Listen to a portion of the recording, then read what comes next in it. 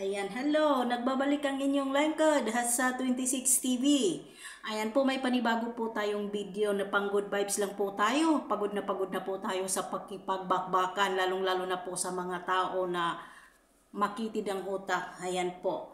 Ayan, isang mapagpalang araw sa ating tatay Kalingap, Kuya Bal Santos Magtubang, Ate Edna at Kalingap Rab at buong Kalingap team. Suportahan po natin, lalong-lalo na po sa mga tao na mga supporters po ng Team Kalingap, lalong-lalo na po sa mga kalanggaan natin dyan. Mega love shoutout po sa inyong lahat. Lasinggera team, mega love shoutout po. Ayan.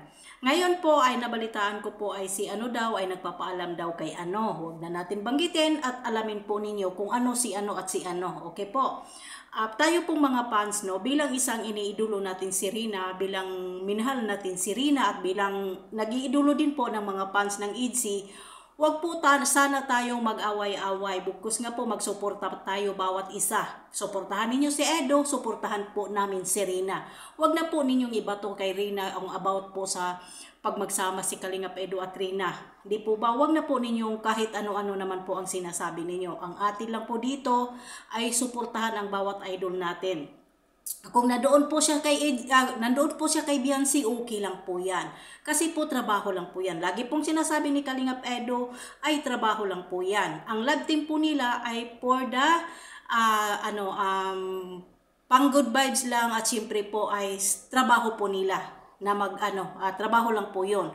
Lahat po ng mga yan scripted. About naman po dito kay Rina, siyempre po, bunsong kapatid na rin po si Rina kay Kalingap Edo.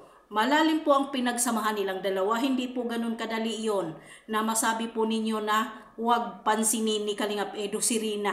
Alalahanin po niyo, kulang-kulang isang taon po nakaalalay si Kalingap Edo kay Rina. Kaya sana po huwag po ninyong husgahan ang isang bata na hindi naman po niya kasalanan kung bakit po bakit po ba kailangan natin na tayo na ito si ganito si ganyan. Ang atin lang po dito, suportahan natin si Kalingap Edo, suportahan natin ang Rina natin, at siyempre kung suportahan po ninyo ang IDC, doon po kayo. Doon na lang po kayo mag-focus. Huwag na lang po ninyo batuhin ninyo ng hindi maganda. Alalahanin po ninyo, bilog ang mundo. Yan po. Alalahanin nating lahat. Bilog ang mundo. Kaya wala tayong karapatan na sa kanila. Wala tayong karapatan na bawat sa kanila yung mga idol natin husgahan ang sa kanila. Sariling buhay nila yan. Kung magkatuluyan si Kalingap Edo at Biancy, po nila yan. Life po nila yan. About naman po kay Rina, focus po tayo dahil ang isa lang naman po natin dito ay gumaling si Rina. Yun po ang goal natin. Hindi po ba mga langga? Yan po ang ating aabangan. Yan po. Huwag po natin sasabihin na ito si ganito, si ganito, si ganyan. Huwag po suportahan ang lahat. Diba? Suportahan ang lahat. Yan lang po ang masasabi ko. Huwag tayong mag-away-away dahil si ganito, kahit marami akong naitulong ganito. Huwag na po.